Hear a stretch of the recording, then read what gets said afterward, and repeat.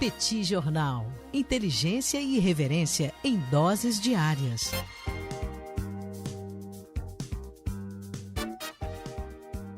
Olá, gente! Bem-vindos ao bate-papo do Petit Jornal dessa semana, o encontro que eu e Tanguy O Bagdadi realizamos para comentar os temas e os acontecimentos de economia e de política internacional ao longo dos últimos dias. Como vai, Tanguy O Bagdadi? Daniel, semana pesada, né? Assim, a gente teve, claro que a gente está falando sobre mais de 400 mil mortes, mas quando a gente vê uma morte icônica, né, como a de ontem, né? A gente está gravando na quarta-feira, então ontem o Paulo Gustavo faleceu, né, o ator. E a gente estava conversando aqui em off que hoje a gente está no bate-papo, né, por acaso, 220, fica em homenagem ao ator, né, que faleceu, 42 anos. É bastante duro a gente imaginar uma realidade como essa, né, em meio a 410 já, se eu não me engano, mil mortes, em meio a uma CPI absolutamente bizarra, né, assim, as coisas que são reveladas, enfim. Mas esse é o mundo que a gente vive, né, não tem muito por onde escapar, a gente não vai parar de produzir conteúdo aqui, a gente continua fazendo o que a gente vem fazendo e, portanto, a gente está aqui para mais uma semana falando sobre política internacional e sobre economia. Daniel, eu queria que você começasse sobre a pauta fixa do bate-papo, né? Que assim, toda semana tem uma semana aqui que eu lembre das últimas 220 que você não tenha falado sobre taxa de juros. Me conta, Daniel, subiu, desceu, ficou, o que está acontecendo aí? Tanguy, eu falo sobre taxa de juros aqui no bate-papo do Petit Jornal por uma razão simples. Você é um investidor, você é um especulador, é um rentista e você gosta disso. Eu sei que você não admite aqui em público para os nossos amigos, mas você está ali interessado o tempo todo, querendo saber quanto é a Selic, quanto é que os seus investimentos vão render. E hoje eu tenho uma boa notícia para você, Tanguy. Qual é a Selic boa notícia? Subiu? Porra, que bom, cara. Subiu de 2,75 para 3,5, uma alta expressiva. É a segunda alta em sequência que o Banco Central Brasileiro realiza para a meta da taxa Selic. Ela originalmente estava em 2, teve um primeiro aumento para 2,75 e agora subiu mais um pouco, batendo 3,5% ao ano. Ainda é uma taxa de juros baixa, uma taxa de juros inclusive inferior à inflação. O aumento da taxa de juros já era esperado, aliás, outros aumentos deverão acontecer ao longo desse ano. Muito provavelmente a Selic pode fechar o ano aí acima dos 5%. E o aumento da Selic está acontecendo porque a inflação no Brasil está bem alta, né, Tanguy? A inflação subiu bastante ao longo dos últimos meses. A inflação projetada para esse ano está na casa de 5,15%, bem acima do centro da meta de inflação, que é 3,75%. Diante aí do manual do regime de metas de inflação que o Brasil adota desde 1999, diante de um cenário onde a inflação está acima da meta, você aperta a política monetária, aumentando a taxa de juros para tentar levar ali a uma convergência dessa inflação para um patamar um pouco mais baixo. Então, me parece algo natural, algo esperado dentro do atual contexto que a economia brasileira está vivendo, uma inflação muito pressionada pelo dólar, uma inflação muito pressionada pelo preço dos alimentos, que tem um componente dolarizado muito significativo e também tem um contexto aí de alta do preço das commodities, em parte por uma aceleração aí do crescimento chinês. A China está acelerando e, consequentemente, ela acaba também pressionando, elevando, empurrando para cima o preço internacional das commodities. A gente falou sobre isso, aliás, na aula que a gente deu ontem, né, Daniel? Ontem a gente terminou o curso, a vacinação do mundo, né, a imunização do mundo, a economia política da vacinação. Quem tiver interessado, as aulas estão todas gravadas lá em petitcursos.com.br.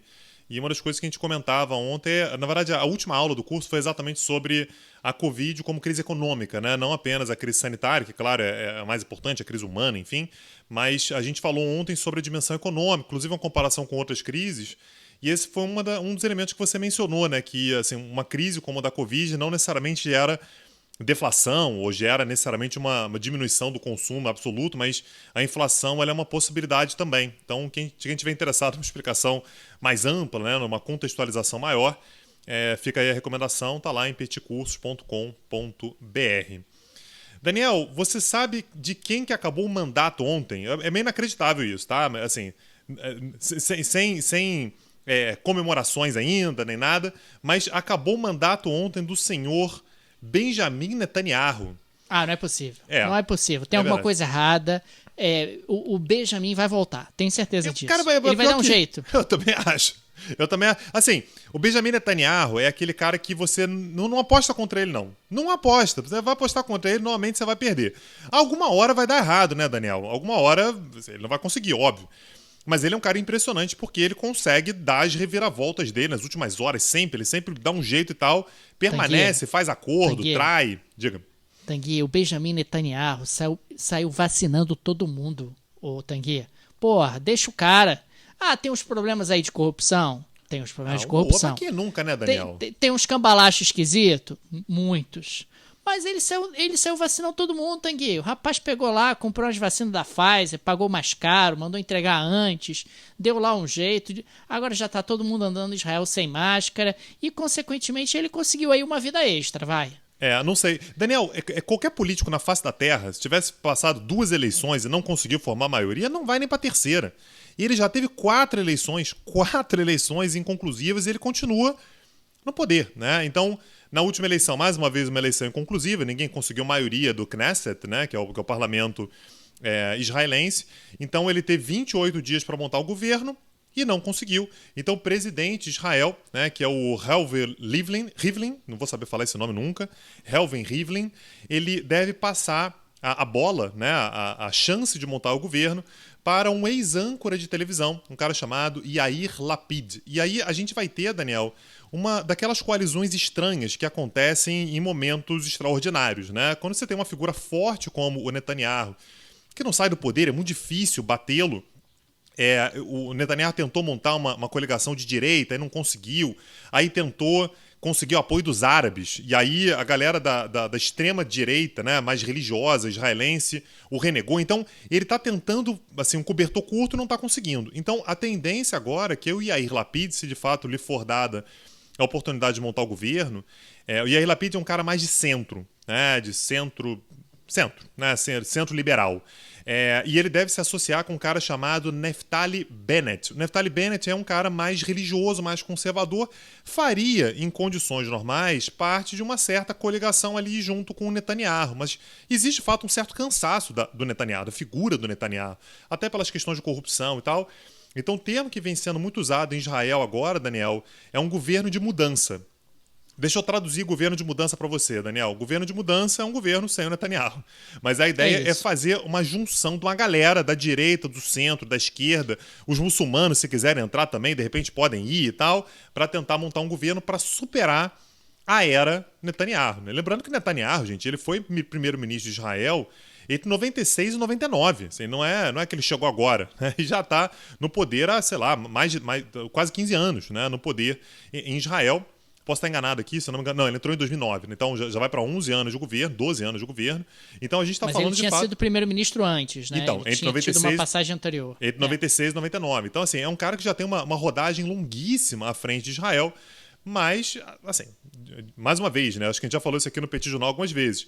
A situação dele, nesse momento, está muito difícil, mas é melhor não apostar contra ele. Deixa o homem, porque, sei lá, o que ele arruma aí na última hora, faz uma coligação, faz um acordo. E é engraçado que tava o Benny Gantz, Daniel, que foi rival dele nas últimas 4 eleições, falando, pelo amor de Deus, gente, não confia nele não, porque o Benny Gantz foi um que disputou, Netanyahu fez um acordo para ele, para fazer uma alternância de poder, assim, você não faz um acordo desse com o Netanyahu, né? No meio do negócio ele chutou a coligação pro alto e o Benny Gantz ficou chupando o dedo, é o atual ministro da defesa do Netanyahu. Tanguy, a gente está gravando aqui numa live no Instagram e o pessoal está dizendo que está sendo formada uma frente ampla em Israel contra o Netanyahu. Será? Será que é isso mesmo? Vamos ver. Na semana que vem talvez a gente já consiga. Assim, o que tem sido dito lá é num otimismo muito grande, tá? Assim, o Naftali Bennett e o Yair Lapid se juntarem aí, eles conseguem fazer tudo em uma semana. Vamos ver. Daqui a exatamente uma semana a gente tem mais uma live aqui, mais um bate-papo do Petit Jornal, bate-papo 221, e aí a gente fala sobre o que aconteceu em Israel. Daniel, eu tenho informações aparentemente confiáveis de que a Covid foi uma arma química chinesa. Você confirma essa informação? Rapaz, eu não posso confirmar porque o presidente Jair Bolsonaro hoje falou de maneira muito cifrada, num pronunciamento, dizendo, olha só, a Covid, estamos cansados da Covid, a Covid pode ser uma arma química, a Covid pode... porque eu entendo de guerra. Aí começou a utilizar aqueles raciocínios meio circulares e confusos que ele muitas vezes adota, mas agora à noite, na noite dessa quarta-feira, 5 de maio, ele veio para o aeroporto do Galeão receber aquele rapaz que estava preso na Rússia e que ele conseguiu ali desenrolar com o Putin a libertação. E ele, ao ser questionado sobre a declaração de hoje de manhã, ele saiu-se com a pérola que foi a seguinte: eu em nenhum momento falei China. Em nenhum momento eu falei China. Isso é sério, isso é sério. E ele fez uma referência no discurso hoje cedo, que vejam vocês, eu não vou falar o nome do país aí, mas quem foi que o PIB cresceu mais e tal com a pandemia, tentando ali, claro, sugestionar que a pandemia teria sido gerada propositalmente pelos chineses, pelo fato da China ter tido um crescimento no ano passado, no ano de 2020, pouco acima de 2%. Lembrando que um crescimento de 2% para a China é um desastre. É um desastre. Foi o pior resultado desde 1976. Desde a morte do Mao Tse-tung, a China nunca tinha tido um ano tão ruim do ponto de vista econômico, e a China conseguiu ter um desempenho razoável porque adotou ali medidas de isolamento, medidas de lockdown, etc., e conseguiu ter uma recuperação em V. O que não impediu a China de ter um afundamento, particularmente no primeiro trimestre de 2020. Daniel, o que você não quer admitir é que o presidente Bolsonaro te enganou, ele enganou todo mundo, porque ele deu a entender que ia falar de China, mas não falou. Quer dizer, ele tá... É igual filme americano, mas eu não falei a palavra tal, aí a pessoa tá, absolvida, né? O fato é que ele não disse China, ele falou o país que está crescendo aí, você que está inferindo que é a China. Vai que ele conhece algum país que cresceu 2,5% aí. Você não sabe, né? Você não tem como dizer.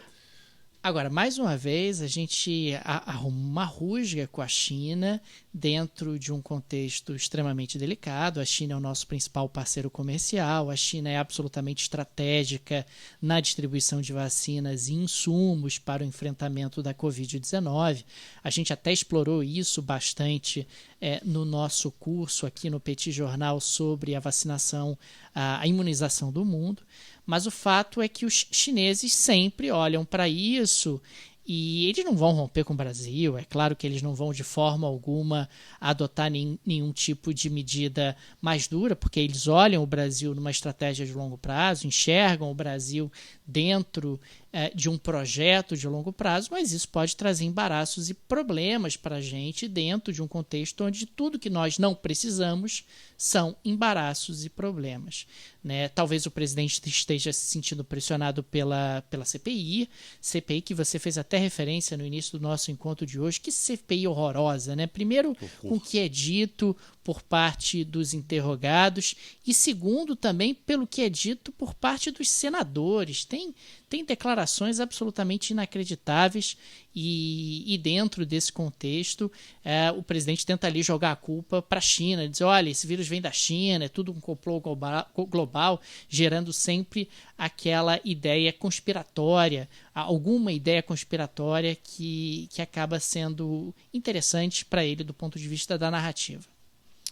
Pois é. Daniel, a gente falou sobre a eleição em Israel, na verdade, sobre a tentativa de formação de mais um governo em Israel, mas tem um outro país para o qual acho que vale a pena olhar também, até do ponto de vista global, né, para uma certa tendência, que é a eleição que vai acontecer nessa quinta-feira, dia 6, na Escócia.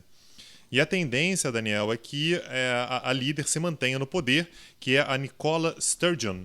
E a Nicola Sturgeon, ela tem uma postura à frente da Escócia, que é o fato de que ela defende que se faça um novo referendo, uma nova consulta popular acerca da possibilidade de separação da Escócia com relação ao Reino Unido. Lembrando que o David Cameron, o mesmo que propôs lá o Brexit, né? Ele foi todo confiante lá, fez uma consulta popular aos escoceses, perguntando se a Escócia queria se separar ou não. E diferentemente do Brexit, esse ele ganhou, né? E de fato os escoceses amarelaram. Assim, ter uma política de medo, o que vai acontecer com a sua moeda, veja bem, vai ficar isolado. Você vai sair da União Europeia, você vai sair da União Europeia, e aí, porque a União Europeia não vai te aceitar. Pois é, e aí os escoceses votaram a favor de ficar no Reino Unido, em grande medida por causa da questão da União Europeia, né? E logo depois eles tomam uma banda porque o Reino Unido vai lá e sai da União Europeia, então eles ficaram com o pior dos mundos. Eles ficaram colados no Reino Unido, colados na Inglaterra, né, basicamente, e fora da União Europeia. Então a Nicola Sturgeon, ela está numa situação que se ela conseguir uma vantagem grande nas eleições parlamentares dessa quinta-feira, talvez ela consiga um movimento grande para fazer uma nova consulta. Nesse momento, tá, se depender das pesquisas, né, basicamente, a gente está falando de 129 cadeiras, né, que tem o parlamento escocês. O partido dela conseguiria 65, ela conseguiria numa coalizão ali, de repente chegar a 79. 79 cadeiras, 129 é a maioria, mas não é uma maioria confortável. Claro que se houver algum erro nas pesquisas ou algum tipo de alteração, enfim, e a maioria dela for mais elástica, é possível que ela tente mais uma vez. Mas aí tem uma questão curiosa, né, que já aconteceu lá em 2014. Para você poder convocar uma consulta popular como essa, na legalidade, você tem que pedir autorização para o primeiro-ministro britânico. Ou seja, o Boris Johnson teria que autorizar, e ele já disse que num contexto de pandemia não pode acontecer, está fora do lugar, não é momento de debater isso. Ela está dizendo que gostaria de fazer isso até 2023. Agora, de fato, ela tem desafios enormes, né? Um deles é exatamente essa ideia de que a gente vai sair do Reino Unido, de repente a gente entra na União Europeia, mas a entrada na União Europeia não é automática. É importante lembrar que a Escócia ela pode se candidatar a uma vaga na União Europeia e tem que ver se ninguém veta, porque a entrada na União Europeia ela é feita por unanimidade. Se um país votar contra, acabou a candidatura, você simplesmente não entra, volta para o fim da fila, pode tentar de novo e tal. E há países que, de fato, não têm nenhum interesse em deixar a Escócia entrar. O caso da Espanha, por exemplo, vai ser visto como uma secessão, como uma região separatista que quer entrar na União Europeia. Como é que eu faço para lidar com os catalães, né? Como é que eu faço para lidar com os bascos aqui no meu país se eu deixei, por exemplo, a Escócia entrar? Você ainda tem uma outra questão que é a moeda. Se você não entra na União Europeia, você tampouco usa Libra. Qual vai ser a moeda que você vai usar? Tem grana para isso.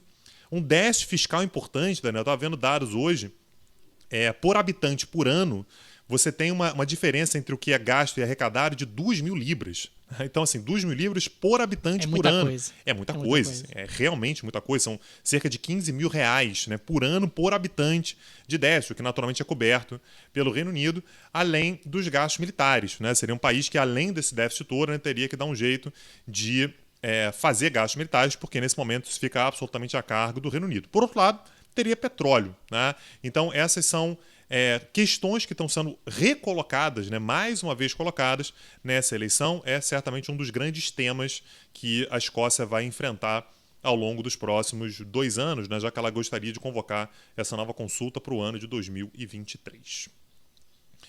Daniel, eu quero saber se você vai me pagar tudo aquilo que você me deve pelo WhatsApp. Olha só, primeiramente, eu queria deixar muito claro que eu não te devo nada. Não devo nada, já paguei tudo que eu tinha para pagar. Aliás, eu vou até fazer os registros, vou consultar os meus registros corretamente, porque muito provavelmente paguei coisas que não devia pagar. Tá, mas aí é próximo. Mas, a partir de agora, começaria a te pagar pelo WhatsApp. Pelo WhatsApp. Como é que você vai fazer isso, Daniel? Você vai mandar uma figurinha com a notinha de R$100. Tá aí, ó, R$200. Não é isso. Você vai ali acoplar a sua conta no WhatsApp a uma conta bancária. Você já tem aí alguns bancos no Brasil credenciados para isso.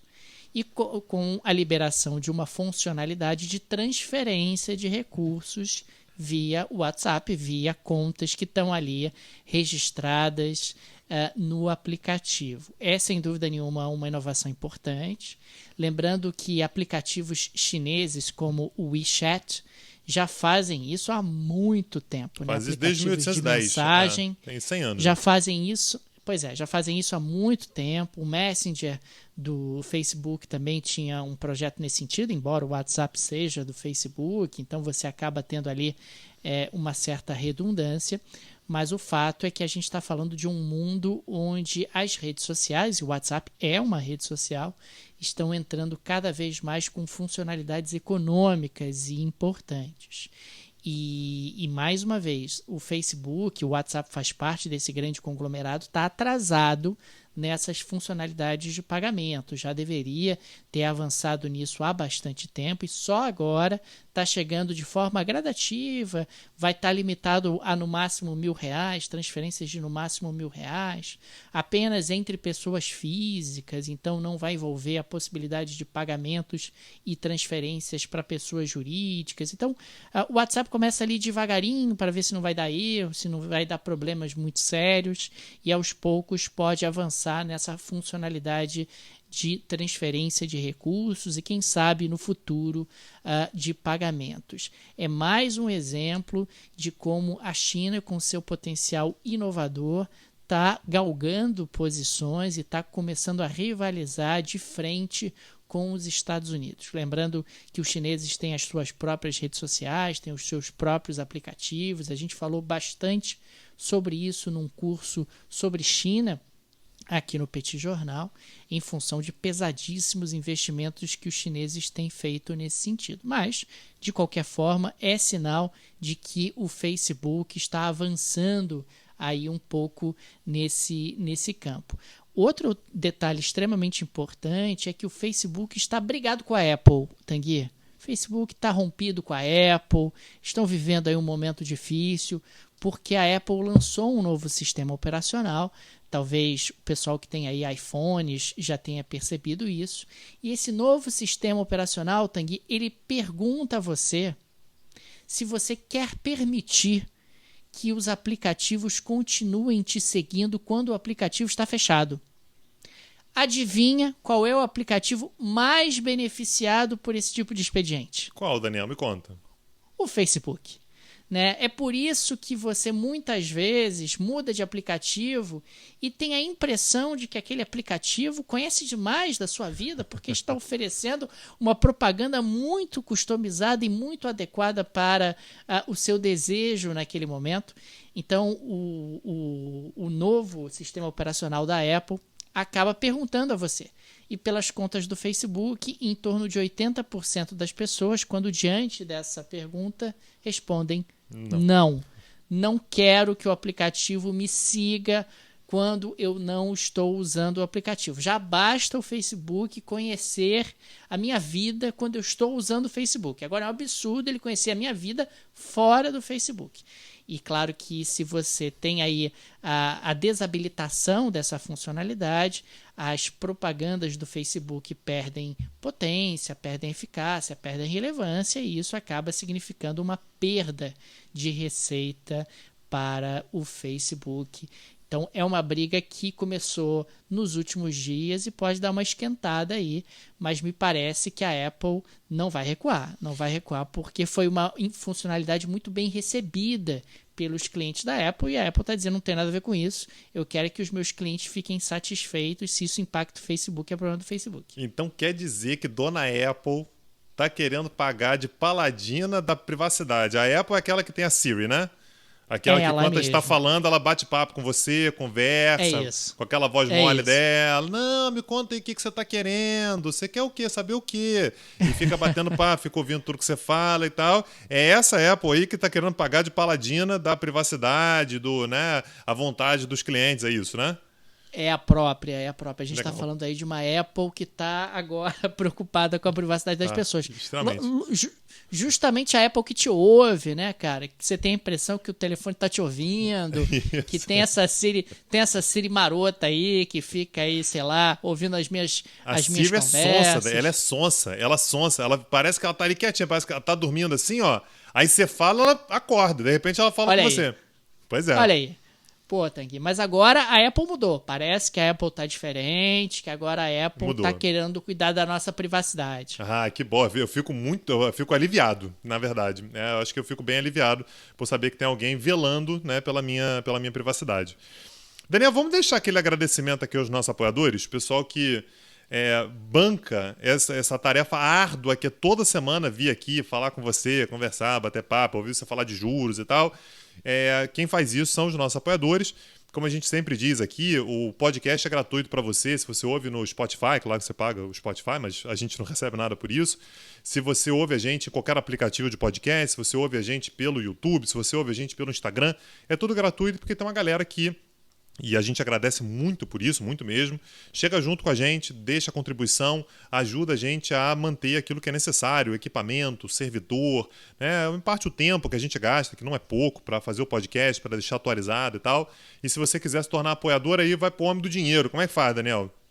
Tanguy, vai lá no site do podcast, que é petijornal.com.br. Tem uma seção lá no site Apoie o Petit, com todos os direcionamentos para você se tornar nosso apoiador, seja você residente no Brasil ou residente no exterior. Lembrando que o Petit é uma mídia 100% independente, não tem nenhum conglomerado por trás, não tem nenhuma empresa por trás, produtora, nada disso. É uma mídia mantida exclusivamente pela ajuda, pelo auxílio de nossos apoiadores, a quem agradecemos enormemente. Daniel, você sabe o que é um tuk-tuk? Tuk-tuk? É. Tuk-tuk não é aquela carroça indiana? É um rickshaw, Daniel. Tem um nome em português, parece que é rickshaw. Mas eu acho que tuk-tuk mas tuk-tuk é mais simpático, né? É mais bonitinho. E aí, eu vou convidar também, Daniel, o pessoal para assistir a nossa próxima aula gratuita. Lembrando que a gente assumiu esse compromisso no ano passado, né? A gente vem mantendo de uma vez a cada 5 semanas, faça chuva, faça sol, dá uma aula gratuita que acontece lá no canal do YouTube do Clipping CACD. Vai ficar o link aqui na descrição desse episódio. E a próxima aula vai acontecer na próxima terça-feira, esqueci qual é o dia, Daniel? Dia 11 de maio, 21 horas, terça-feira que vem, que é do tuk-tuk a Tata Motors, a Índia do século XXI. O pessoal disse que ficou parecendo nome de samba enredo. Eu fiquei feliz com isso, fiquei orgulhoso, né? Do tuk-tuk a Tata Motors, a Índia do século XXI, que a gente vai falar um pouquinho sobre a inovação indiana, né? A gente às vezes fala muito sobre a capacidade inovativa chinesa, e tem que falar mesmo, mas eu acho que vale a pena a gente falar um pouquinho também sobre a capacidade indiana de inovação, de crescimento, não apenas tecnológico, mas empresarial também, a influência que a Índia vem construindo nessa seara. Muito bem, a gente vai falar que a Índia está comprando todas as empresas do Reino Unido, a gente pode falar sobre isso? A gente só vai falar se for verdade, tá mesmo? Você tem confirmação disso? Está comprando o que é fábricazinha de carro, de carrinho? E outras coisitas mais. Mas a gente vai falar sobre isso na aula gratuita da semana que vem, lá no site dos cursos do Petit Jornal, petcursos.com.br. Tem lá o link para você se inscrever na aula gratuita, para você receber o convite no dia, o lembrete no dia. Além disso, lá no site do Petit Cursos tem todos os cursos de aprofundamento que têm sido oferecidos por mim e pelo Tanguy ao longo dos últimos meses. Dá uma olhada no cardápio, que eu tenho certeza que você vai gostar de alguma coisa que está lá oferecida para você se aprofundar. Maravilha. Daniel, então até terça que vem, eu ia falar até quarta, até terça que vem, aula gratuita, um abraço e até lá. Tchau, tchau. Até a próxima.